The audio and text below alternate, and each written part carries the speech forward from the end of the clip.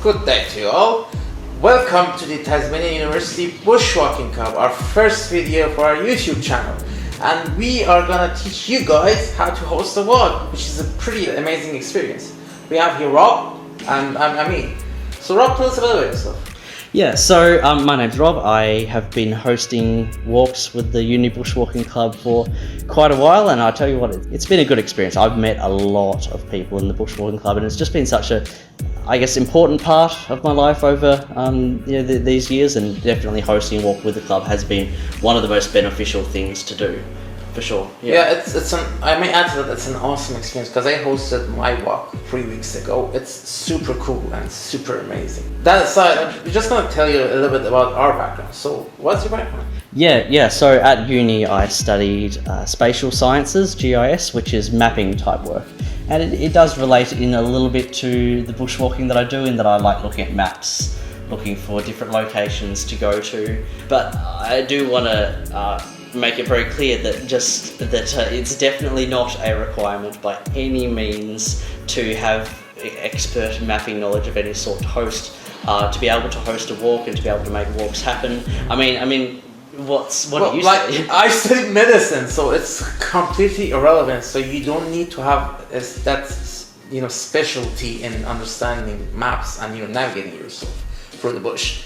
Having just Google Maps, it's totally fine.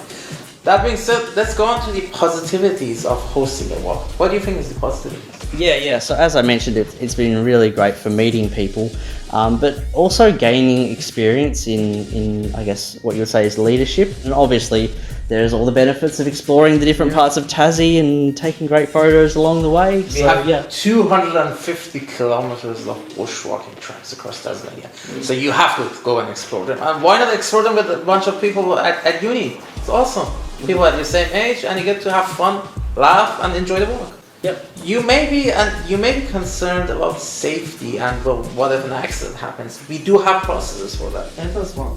Absolutely, and some people are a little bit apprehensive about hosting a walk with the club for the first time, just because there's that level of sort of unsurety about how things might go down, as in like they may be worried that there might be an accident or something like that. And I do want to mention that there is insurance. There is a branch of the university that has insurance for our walk, so should an injury or an accident happen, that's no stress, it's covered. And I also want to mention, just from my experience, I've hosted almost 100 walks, and I mean, one time someone had a cut and I had to give them a band-aid.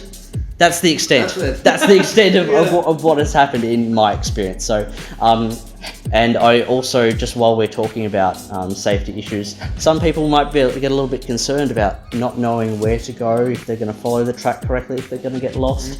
And that's where we have many links to websites and resources where you can find a walk that is going to be, as a lot of tourist walks are in Tassie, well signed. You as a group are probably not going to get lost if you're doing a more popular walk. So that's where you can have more surety that things are going to go well. Yeah. And the other thing is, we also have a PLB, which stands for a personal locator beacon. So if you get lost or you get injured, you just activate that beacon and emergency services will know where you are. The other thing is, you will have phone service in some tracks. Not all of them, but most of them. It's not like you're in the middle of nowhere. There will be phone service, especially in the summit on the top. There will be. You have access to phone. You can either contact us if something happens, or the emergency services.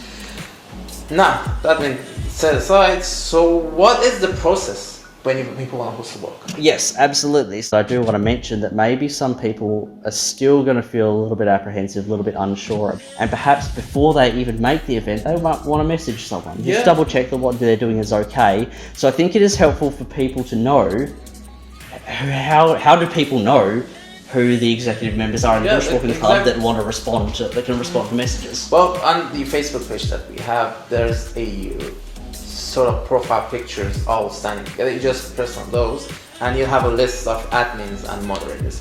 You can just message us straight ahead and ask, well, I want to do a walk. Even I don't know where I'm going, give me a recommendation. We just give you a recommendation and you just contact us as soon as possible, and we'll tell you what to do, what's the safety measures, if you're capable, or how many people you should take. So message us. We're really friendly. We usually reply really fast. I usually reply within 5 minutes. He usually replies within 30 minutes. So we're pretty good. Yeah, for sure. And I know it is quite scary when you see a list of people in a Facebook group who are admins and you've never talked to them before, and you're just a bit unsure about just, cold messaging them, just messaging them out of the blue. Please know we do want you to message us, so you can get in touch. So maybe we should now talk about the process of making the event. Yeah, you just there's a sort of small box on the main page. You just press on the box and make an event. After you make that event, the event goes into pre-approval where we admins can see it. When we see it, we're gonna contact you, regardless if you contact us or not. We're gonna confirm with you the location and if you're aware of the track and where you're going exactly. And after that, we'll ask you to write a description of where you are meeting. We usually meet at USA car park, so in Sandy Bay. We're gonna ask you to write a short description. You can even copy out the description, see if you're repeating the same walk. Copy the description, your departure time, and the amount of people that you can take with you. On multi-day hikes, we usually take 10 people, but on tracks which are pretty developed, we can take up to 20 people even. That's done, you write the description, then we'll give you a QPay link. Now QPay is a website that is required by the TUSA to give you your information to us. Emergency contact, your name, your details, your address, and it gives us a second level of confirmation for people who are really actually going on a walk. Because on Facebook events, people usually mark yes and they don't show up. Yeah. But if that link is there, people will usually have to spend more time on confirming their presence, and it helps you guys to get organized and have cars available to you. Yeah, for sure. That QPay list of people that have signed up to the event, that is going to be the true list of who has signed up to the event, because that way we make sure that people are, in fact, as we mentioned, members. So that's what we're going to rely on. Yeah. So, yep. Another thing I've just remembered about transportation is not a big issue here. You don't have to have actually a car to organize a walk. It's pretty simple. You just post, I want to go on a walk, and some people will actually show up with a car and you can just go with them. You don't have to have a car to host a walk. It's pretty simple. So we give you the QPay and the event gets posted. After it gets posted, you can message people directly and ask them, as a bit of an extra confirmation, are you going to show up tomorrow? The walk is tomorrow. Are you going to be here? I'm so happy to be here. This is, getting you to be more connected with people, and get that extra confirmation. So now you have done the walk, you had fun. What happens next? Yeah, after the walk, I'm sure lots of people are taking photos. I take a lot of photos, so I like to post photos in the event just to show people, what happened during the walk and to sort of look back on it as memories. Obviously optional, but I think that a lot of people like to look at that. The other thing, which we've just recently implemented in the club, it's a little sort of a sweetener to the whole experience of hosting a walk, is we're now paying for the petrol of the person that hosted the walk. That is, the people who are the passengers will still have to pay an amount of petrol, but for the person that hosted the walk, what they will need to do is contact one of the admins within the group and just say, hey, can I get my petrol reimbursement? And we're like, no worries, here's the form, fill it out, get the reimbursement, and that's done. So petrol's free. Yay! Exactly. So guys, please do host a walk. Do subscribe to our YouTube channel. We're gonna have more videos coming up. We're gonna teach you guys how to set up a tent. We're gonna teach you how to do multi-day hikes. And we're gonna teach you how to take proper gear on bushwalks across Tasmania. Mm-hmm.